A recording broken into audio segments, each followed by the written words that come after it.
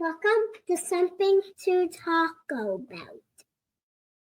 Hi, welcome to Something to Talk About. My name is Taco, and I got a Song of Ice and Fire character to talk about today, and that is Falia Flowers, the salt wife of Euron, probably not, and a bastard of House Hewett.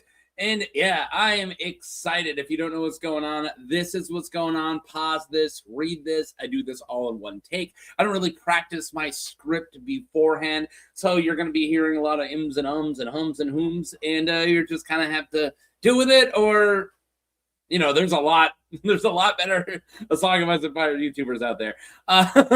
Let's just say it. So yeah, let's talk about Falia Flowers. I'm really excited. I do have to give a trigger warning for violence in this one, especially violence towards women, and SA in this one. I don't even like saying that. Definitely some assaulting of a horrible nature happening in this video. So yeah, not a fun one.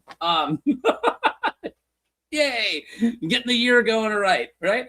Okay, so yeah, let's talk Falia Flowers. So Falia is a bastard daughter of Lord Humfrey Hewett, and Falia is made to be a servant in Lord Hewett's castle by her trueborn sisters and her stepmother. Falia is buxom and roughly around 17 or 18 years old, and she is described as a very pretty. So yeah, it's kind of, I think it's a little messed up of Humfrey Hewett to make his bastard daughter his natural born daughter, if you will, be the servant of his trueborn. I mean, it's a little messed up, but yeah. But some as messed up is what ends up happening to them. So yeah, I'm not saying that they have it coming. They don't have what happens coming. So yeah, let's keep on moving.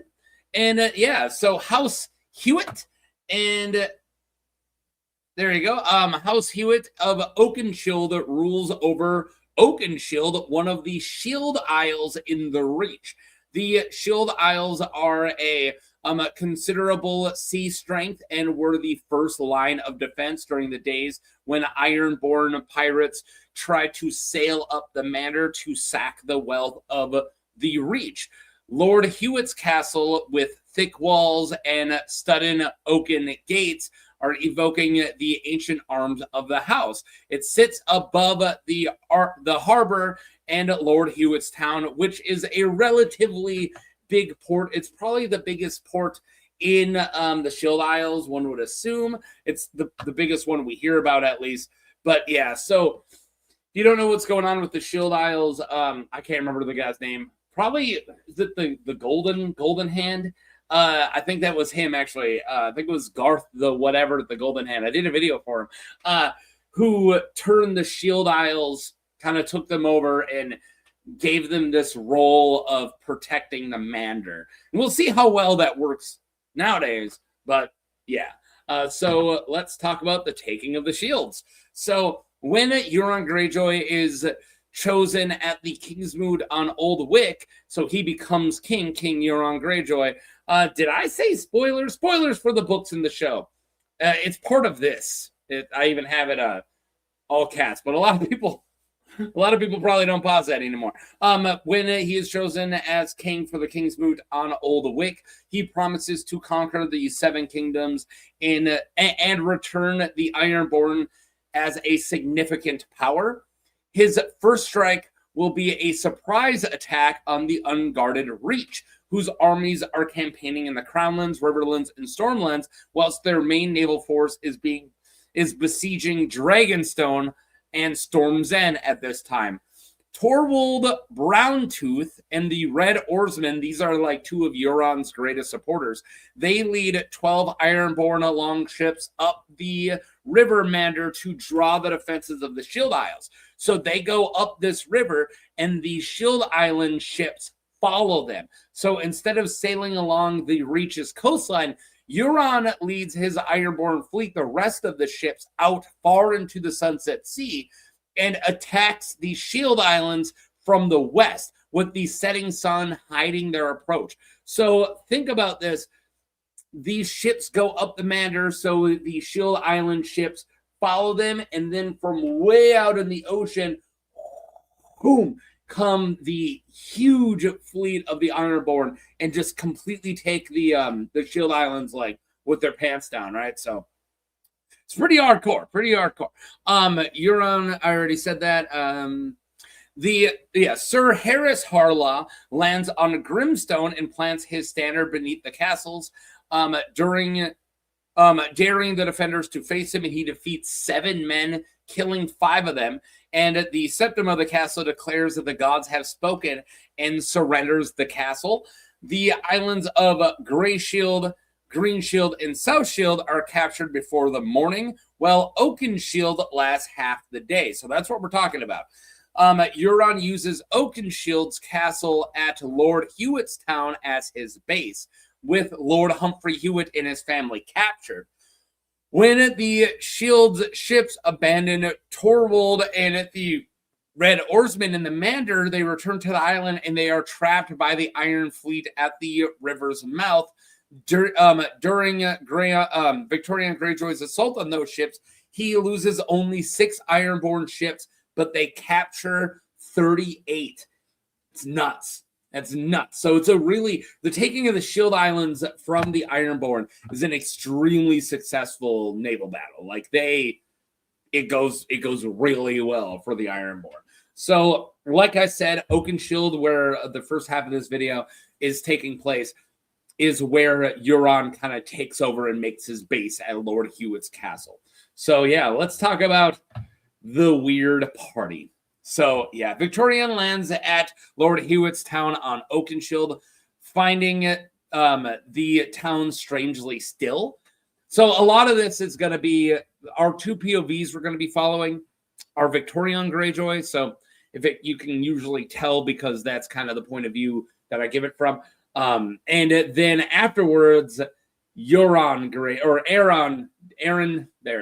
Damphair is going to be our second one. Second half of the video.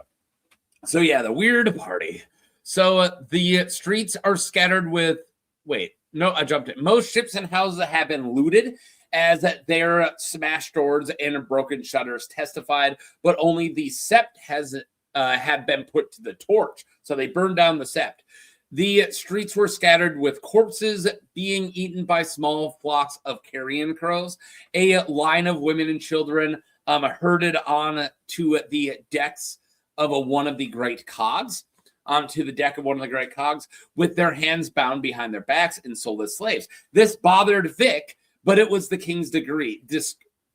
He goes and kind of complains like, hey, dude, we're not slavers. This isn't the Ironborn way. And the guys there are like, yeah, it's what the king wanted. So it's the Ironborn way.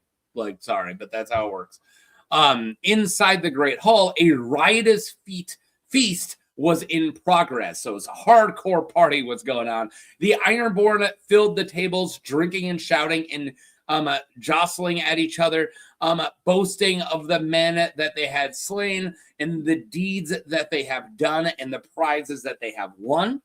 Vic noticed that the serving wenches wore fine woolens in plush velvets. He took them for servants dressed up in the clothes of Lady Hewett and her ladies.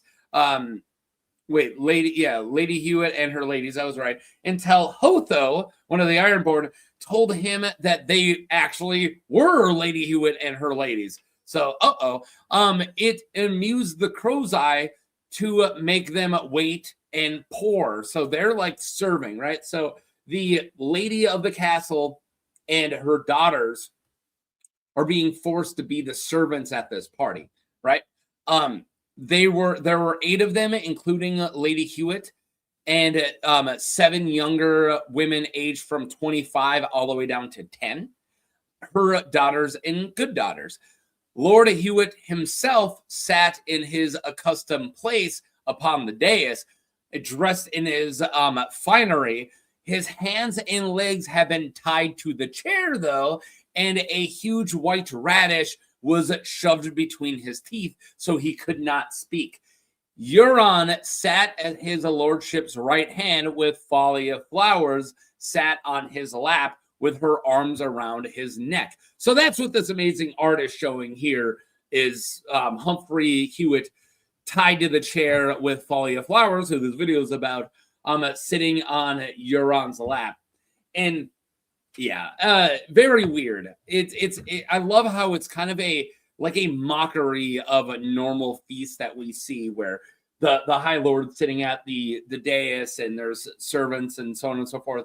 But this time the High Lord is tied up and the servants are captives, and it's way less High Lords having food and drink. It's riotous. It's going on, right? And that's not just because these people are warriors. No, these are High Lords. They're High Lords of the Iron Islands, though. So it's this weird Iron Island twist of a traditional feast where it's going to get violent very quickly and it's already been violent, right?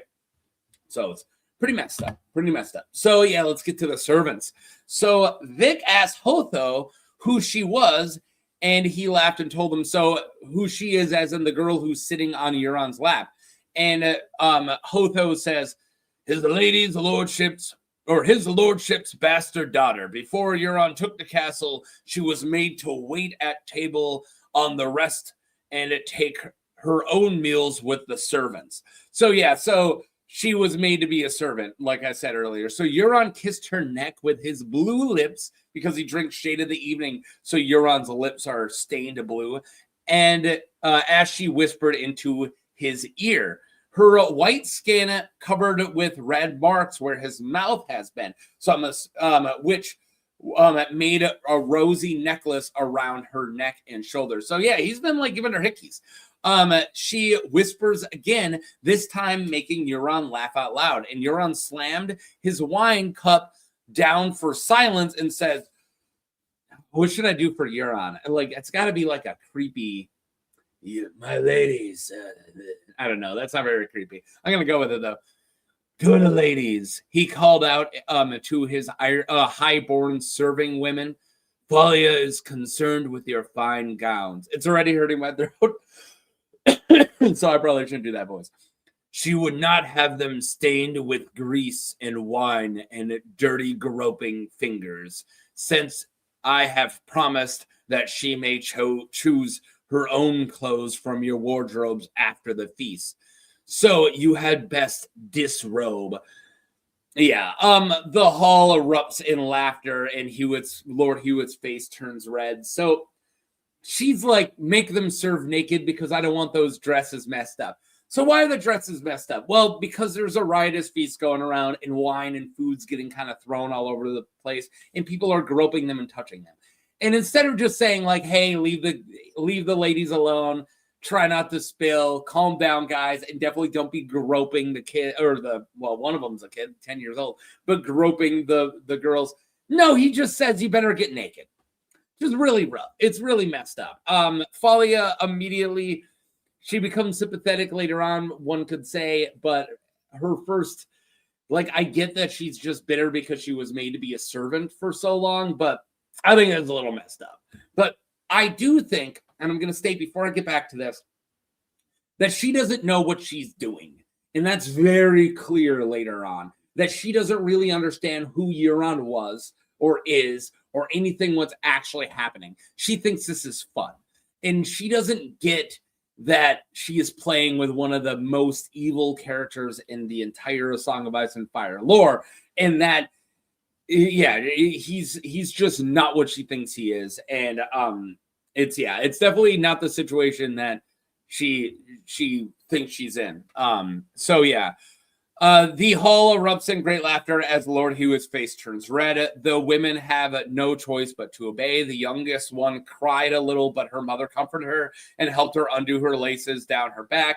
Afterwards, they continued to serve as before, moving the tables with flagons of wine to fill each empty cup.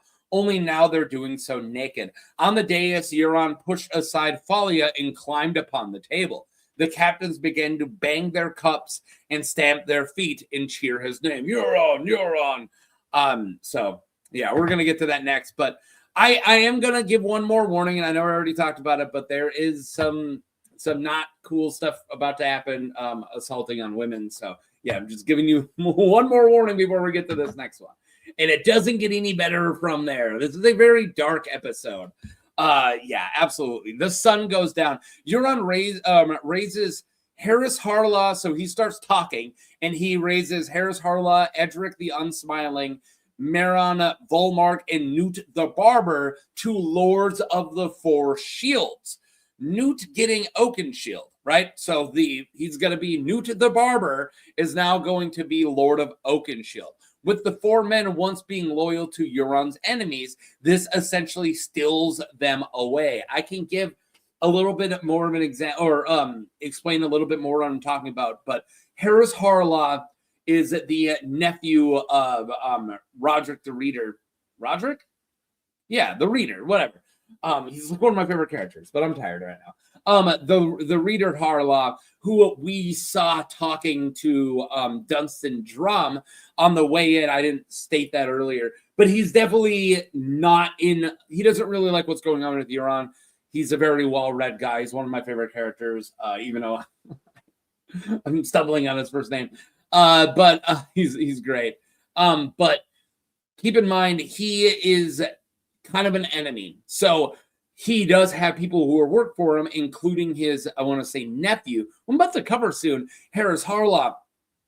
So him making Harris Harlaw Lord of one of the Shield Isles is kind of taking away a weapon, right? So that being said, also about Andric the Unsmiling, who is one of the greatest warriors in the Iron Islands at the time, at least spoken. He's huge. He's great. He's a good fighter.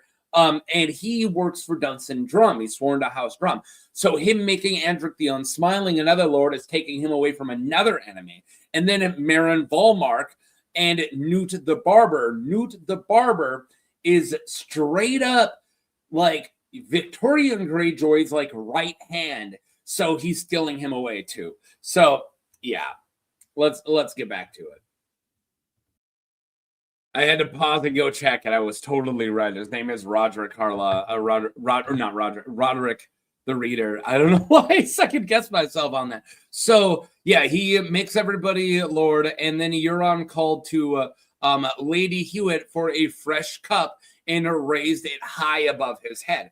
So making a toast. The new lords of the Iron Islands. So he makes a toast to all of them. Euron declares that they will sail the next day with provisions plundered from the Shield Islands, selling the slaves that they have just taken in the free city. So he's going to sell all the slaves they just took in the free cities and then make their way to find dragons that he promised. So they're going to head to Slaver's Bay to Daenerys, right? But many of the captains object, stating that they should just attack Old Town or the Arbor. Euron tells them that only a craven will steal a fruit when he could take the whole orchard. Within, like, he's saying, like, dude, if we take or go and get dragons, like, we get to take all of Westeros. Who cares about the Arbor? But they don't understand what he's getting at. They don't really, again, just like Falia, they don't really, maybe some of them know, but they don't really know how absolute crazy Euron is. So yeah. He then leaps down from the table and he grabs Falia by the arm and pulled her from the hall. The sun goes down and the drunken men begin to dance the finger dance, and left-hand Lucas Codd assaults one of Hewett's daughters on the table while her sisters screamed and sobbed.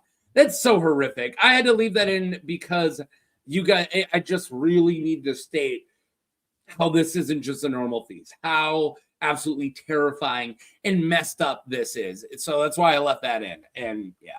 So yeah, soon one of Euron's bastard sons tells the Iron Captain Victorian Greyjoy that the king wishes to see him. Euron had taken Lord Hewett's bedchamber along with his bastard daughter.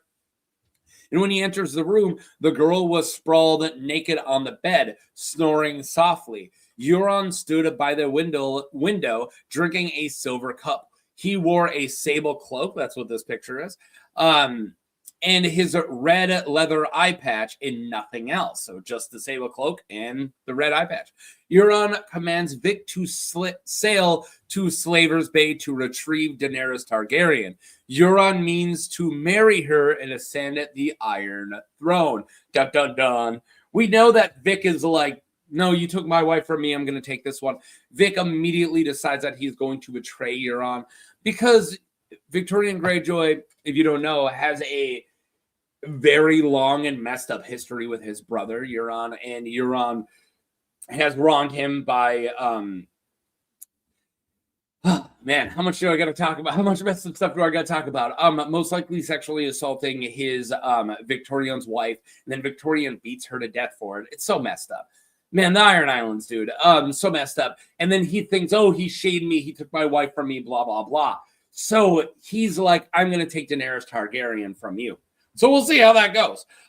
So next up, we have Winds of Winter spoilers. So I still have 2 more story slides, and then my closing slide. These next 2 story slides are from the Winds of Winter, specifically from an amazing chapter, the Forsaken. So keep this in mind that I'm going to talk about it as if it's, you know, part of the story, but it wasn't published. It is a sample chapter from Winds of Winter. So it's a grain of salt. It might change when it's published. Hopefully they don't change it too much because this chapter is amazing. But yeah, so let's talk about the Forsaken. So yeah, Winds of Winter spoilers. Aeron Damphair, their other brother, was taken captive after the King's Moot. So keep in mind, the Damphair is a priest of the old god. Not the old god, the drowned god, and he hates Euron because Euron's messed up. No godless man should sit the sea stone chair, right? So he did the King's Moot pretty much to challenge Euron, but Euron ended up winning anyways. So he's the most vocal voice against Euron. So after taking the shields, so he was captive right away. So immediately after the King's Moot, Euron makes sure that Aeron Damphair gets held captive. So after taking the shields, he was held in the dungeons of Oakenshield Castle. And Falia brought Aeron his food, dressed in the finery of a Greenland lady. I'm assuming that means that she is wearing the gowns from her highborn half-sisters and her like stepmom, right? So she is wearing the finery like she really wanted. In the lantern light, she was the loveliest thing Aeron has ever seen. He commanded her to set him free since he is a man of God. And she answers, oh, I couldn't do that. I have food for you, porridge and honey. She sat beside him on a stool and spooned it into his mouth for him. He asks where he is, and she tells him, my lord father's castle on Oakenshield. He then asks who she is, and she tells him, Falia Flowers, Lord Hewett's natural daughter. I am to be King Euron's salt wife. You and I will be kin then. Euron Damphair raised his eyes to her. His scabbed lips were crusted with wet porridge, and he tells her to run because Euron will kill her. Yeah, and I'm gonna get to her response to that, but this is exactly what I'm saying. She does not know the evil that she is playing with, and she's like, "Oh, I'm gonna be a salt wife," and ha ha ha ha ha. And yeah, he's like, yo, get out of here. Like, you have no clue what Euron is capable of. And she's like, oh, whatever. She likes me. Or he likes me. Because he's like, leave, because Euron will kill you. So she laughs at that and says, silly, he won't. I'm his love, his lady. He gives me gifts, so many gifts. Silks and furs and jewels, rags and rocks, he calls them. Euron tells her that Euron doesn't value such things. He doesn't care about rags and rocks. That's why he calls them that. He doesn't care about jewels or silks or furs. And she goes on, he gives me any gown I want. The girl was prattling happily. My sisters used to make me wait on them and make me wait at table, but Euron made them serve the whole hall naked. Why should he do that except for love for me? I'm going to give him sons, so many sons. She put a hand on her belly and smoothed down the fabric of her gown. So yeah, either she's already preggo or she's just really hoping to be. So she's like, he's gonna give me sons. Should I show you my big round belly? Yeah, that's what she's doing. And yeah, it's It's rough. So let's keep going. Silence. Euron tells her that Aeron tells her, how many times already did I mess up and call Euron Aeron and then Aeron Euron? I hate that their names are so close. Aeron Greyjoy, the damp hair, tells her that Euron already has sons. Baseborn boys and mongrels. Euron says, my sons, oh no, sorry. This is her. Oops. All right, so yeah. He's like, he already has sons. And she says, baseborn boys and mongrels. Euron says, my sons will come before them. He has sworn to your drowned god.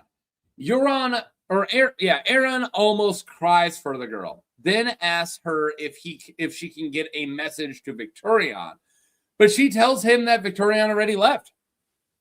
Aeron asks where, and she says, east, with all his ships. He is to bring the Dragon Queen to Westeros. I am to be Euron's salt wife, but he must have a rock wife too, a queen to rule all Westeros by his side. They say she's the most beautiful woman in the world, and she has dragons. The two of us will be as close as sisters. Aeron ignored her after that until she left. Yeah, he wasn't going to listen to any more out of that. So days now pass. So that was at the bottom of Euron or of Lord Hewett's castle. That's in the dungeons. So this chapter, the sample chapter, was kind of told all in flashbacks. So now we're getting to later on towards the end of the chapter where it's like caught up, right? So it's no longer a flashback. So after days have passed, Euron's men prepare for the arrivals of the Red Wine fleet and the ships of House Hightower. So they're getting ready for the fight. On the deck of the Silence, which is Euron's like really kind of terrifying ship, Aeron sees Euron armored in black scale armor of Valyrian steel. And he now believes Euron's claims at the King's Moot that he has visited Valyria. So no one really believed him. Euron says during the King's Moot, like, I sailed the smoking seas of Valyria, or whatever he said. And like Aeron Damphair's like, no, you didn't. Like, no one believes him. But now, right before the eve of this battle against the Red Wine fleet in the House Hightower, he shows up wearing an entire armor of Valyrian steel that he might have gotten from old Valyria. And yeah, Aaron's like, maybe he did. Dang. Like, because like I've now said multiple times, but it's not just Falia Flowers not understanding who they're dealing with. But Euron is just next level. And he comes off because he is so grandiose and he's making all these claims. Oh, we're going to do this. I've sailed the Sunset Sea. I did this. And everyone's like, no, you didn't. Like, shut up. He's just talking crap. He's just bluffing. And then in this chapter, we learn he is not. He is for real. And he is probably the scariest character. Nothing like the Dragon Show, right? But he's actually probably the scariest character in the entire books, in my opinion. So on the deck, he shows up in the Valyrian steel. Euron orders the priests, so he has a bunch of priests captive, right? He orders the priests to be bound to the prows of the ironborn longships. So everybody gets a priest to be bound to the prow of their ship, with Aeron Damphair, his own brother, being bound to his ship, the Silence. So keep that in mind that he's up to something, and he's having all these holy men, all these priests from all over the world, priests of every religion they could find, tied to the prows of their ships. When they were out to sea, Euron returned to him. Brother, he said, you look forlorn. I have a gift for you. He beckoned, and two of his bastard daughters dragged Falia forward and bound her to the prow of the ship, naked as the motherless maiden figurehead. So the prow of the Silence is this big naked lady with no mouth, right? That's the figurehead of the ship. She's like naked as the mouthless maiden figurehead. Her smooth belly just beginning to swell with the child she was carrying. Her cheeks were red with tears. Aeron Damphair tells her to have courage and that they will feast together in the watery halls. The girl raised her head and made no answer. She has no tongue to answer with, Damphair knew. Yeah, that's the really chilling ending. And I skipped a lot out of Forsaken because these aren't just chapter reviews. I'm trying to cover the characters, but Euron forces Aeron Damphair to drink the shade of the evening, and he really does see the Lovecraftian villain that his brother is. And we're seeing it all come to fruition of what are they doing? Why do they have all these holy figures tied to their ship? Why does he have Falia Flowers now with his baby in her tongueless? So everything that Euron told her, or Aeron told her, run, he's gonna kill you. What are you doing? Get out of here. And she's like, no, he gives me dresses and stuff and he thinks I'm cute, so I'm gonna stay. And it was all, it was exactly what Damphair said was gonna happen. She is now naked, pregnant, and tongue cut out. So one could assume she doesn't make it very far. We're gonna see where if Wins ever comes out, we're gonna see where her character leads. But my guess is she doesn't make it out of this battle, right? So yeah, let's get to my discussion video at the end. Yeah, the Battle of Blood. So that's what a lot of people call this. So yeah, first off, the Forsaken, the chapter I just went through, is probably one of, if not the best chapters in the entire series, and it's not even published yet. I completely agree.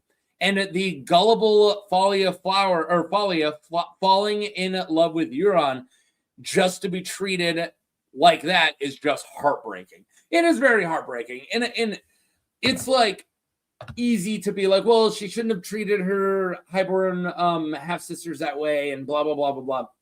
She didn't know. It is much of a dick move to make them get naked is. Because I don't think she knows that immediately when they leave, one of them is going to be sexually assaulted. I don't think she knows that. But maybe she does. Maybe I'm giving her the benefit of a doubt, and it's not malice. It's ignorance. It's ignorant to how evil Euron is. But maybe I'm wrong. Maybe you guys are no, she's evil, and she just played with the wrong person. I don't see it that way. Maybe you guys do. I do. Like I said, I find it extremely heartbreaking that she fell for it and went along with it, and now she's just being another part of the sacrifice. Just like how Euron's own brother is just another part of the sacrifice. He doesn't matter. None of this matters to Euron. Euron is just that freaking evil. So no theories here, just some symbolism and a little bit of predictions. So let's see what I can see if I can pull a theory out of my butt. So we'll see. So let's start with the figurehead of the silence that Falia and Euron are bound to. So they're tied to the prow of the ship right next to the figurehead, right? And the ship's figurehead is a mouthless maiden with one arm outstretched. The figure is made of black iron with long, shapely legs and a slender waist and huge breasts, and has streaming black hair and the mother of pearl eyes. Falia is her, right? But with one change. Well, kind of two changes. So she is busty just like the figurehead. And she was likely a maiden before Euron. I'm just kind of going off of just guessing. I have no real evidence to that. And she has shapely legs. And though not mouthless, she is now without a tongue.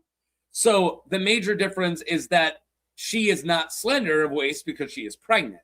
So Euron took the maidenhead, right? The thing he's got on top of his ship, the silence, and it knocked up the symbol of his ship, cut her tongue out, made her the maidenhead, the maiden of his ship, and then knocked it up. And I might have a guess why. So during this battle, he will likely sacrifice all these priests of all these different gods, including his own brother. And in this, quote, sacrifice of gods ritual that he has planned, he's going to sacrifice Falia as well as the symbol and the idol of his ship. If the ship represents him and he is the god among his mutes and his mongrels, and Falia worshipped him. If all these people worship him as if he was a god, maybe she is the priest of him, right? Like if Euron is a god, he's finding his symbol and he's going to sacrifice that too. I might be looking too much into it, but I really do think that there's a reason why she has so many similarities to the idol at his prow, right? Of the figurehead being so much like Falia, tongueless maiden, right? And I think that is in some weird symbolism of, if he's sacrificing people who have worshipped all these different gods, he's sacrificing like a priest to himself. I don't know. Maybe I'm way off here. So maybe, and I'm not sure what the ritual does. That's the other big one. It possibly awakens Krakens like Lodos wanted, or maybe it blacks out the sun, or maybe it brings down the high tower, or maybe it brings down the wall. I don't know.